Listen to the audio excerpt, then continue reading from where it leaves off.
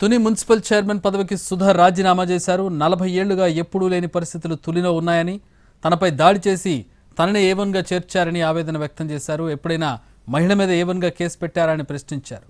BC మహిళ MLA అయి ఉండి మరొక బీసీ అయిన తనపై కేసు పెట్టారన్నారు సుధా. మున్సిపల్ వైస్ చైర్మన్ పోస్టుపై తునిలో రాజకీయ రచ్చ నడుస్తోంది.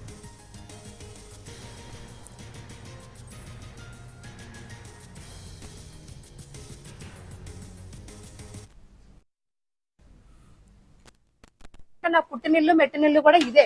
నేను వేరే ఊరు నుంచి అత్తింటికి రాలేదు. ఇదే నా పుట్టినిల్లు, ఇదే మెట్టినిల్లు. ఆడవాళ్ళు ఇంతమంది ఆడవాళ్ళు ఇబ్బంది పడుతుంటే వాళ్ళ ఇబ్బంది నేను చూడలేక నిరసనగా, అలాగే మార్కెట్ లో జరుగుతున్న పరిణామాలు వ్యాపారస్తులు ఇబ్బంది పడడం ఇష్టం లేక, అదే కాకుండా మరీ ముఖ్యంగా తుని పట్ల ప్రశాంతంగా ఉండాలని వాళ్ళకి నేను ఈ రోజు చైర్పర్సన్ గా కూడా రిజైన్ చేస్తున్నాను. మీ ముందే కూడా లైవ్ లోనే నేను సైన్ కూడా చేస్తున్నాను. మీరు ఒకసారి గమనించాలి. ఇప్పటికీ బలం కూడా నాదే ఉంది. 15 మంది ఉన్నారు, కానీ ఎవరు ఇబ్బంది పడకూడదు. కానీ నేను చైర్పర్సన్ గానే రాజీనామా చేశాను, కానీ కౌన్సిల్ గా అయితే రాజీనామా చేయలేదు. ప్రజాస్వామ్యంలో నేను గెలిచి కౌన్సిలర్ గా ఉండి ప్రజల కోసం నేను పోరాడతాను, నా పార్టీ కోసం నేను పోరాడతాను. మరిన్ని వివరాలు మా ప్రతినిధి సాయి సుధీర్ అందిస్తారు. సాయి సుధీర్,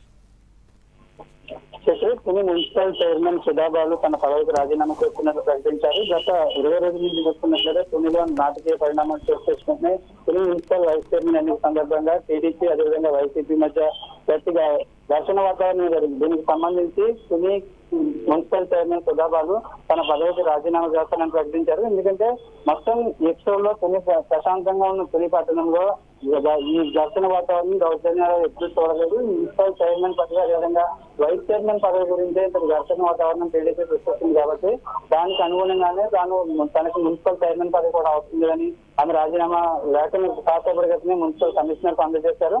అంటే ఈ నెల 3, 4 తేదీల్లో మొదట మున్సిపల్ వైస్ చైర్మన్ ఎన్నిక నిర్వహించాలని ఇటు అధికారులు అన్ని రకాలుగా ఏర్పాట్లు చేశారు. అయితే 3, 4 తేదీలలో దీనికి సంబంధించి టీడీపీ నేతలు నినాదాలు చేయడం, ప్రజాస్వామ్యాన్ని రక్షించాలని టీడీపీ నేతలు నినాదాలు చేయడంతో మొత్తం ఈ ఎపిసోడ్ ఆగిపోయింది. ఆ తర్వాత 17, 18 కూడా మున్సిపల్ వైస్ చైర్మన్ ఎన్నిక నిర్వహించాలని అధికారులు ఏర్పాట్లు చేశారు. దీనికి సంబంధించి 10 మంది టీడీపీలో 10 మంది వైసీపీ కౌన్సిలర్లు టీడీపీలో జాయిన్ అవడంతో దానికి సంబంధించి కూడా వైసీపీ కౌన్సిలర్లు సమావేశానికి వచ్చే పరిస్థితి లేకపోవడంతో ఎవరు ఏం చేయలేని సిచ్యువేషన్.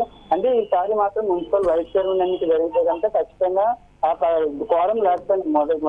మొదటి 2 సార్లు కోరం లేక మున్సిపల్ వైస్ చైర్మన్ ఎన్నిక వాయిదా పడింది. ఈసారి కోరం లేకపోయినా మున్సిపల్ వైస్ చైర్మన్ ఎన్నిక జరుగుతుంది. అదేవిధంగా ప్రశాంతంగా ఉన్న తుని పట్టణంలో ఘర్షణ వాతావరణం క్రియేట్ చేస్తున్నారు. మళ్ళీ ఎన్నిక జరిగితే కనుక ఇదే పరిస్థితి ఉంటుంది కాబట్టి తన పదవికి రాజీనామా చేస్తున్నట్టు ప్రస్తుతానికి అయితే మున్సిపల్ చైర్మన్ సుధా బాలు ప్రకటించారు. అంటే కౌన్సిలర్లకు సంబంధించి మరికొద్ది రోజుల్లోనే నిర్ణయం తీసుకునే అవకాశం ఉంది. తుని మున్సిపాలిటీకి సంబంధించి మొత్తం 30 మంది కౌన్సిలర్లు 2 ఖాళీలు ఉన్నాయి. 28 మంది ఈ కౌన్సిలర్లకు సంబంధించి 17 మంది వైసీపీ అదేవిధంగా 10 మంది టీడీపీలో జాయిన్ అయ్యారు. ఒకరు మాత్రం న్యూట్రల్ గా ఉన్నారు. ప్రస్తుతానికి అయితే 15 మంది తమతోనే ఉన్నారు. ఇద్దరిని పోలీసులు బలవంతంగా ఎక్కడికో తీసుకువెళ్ళిపోయారు.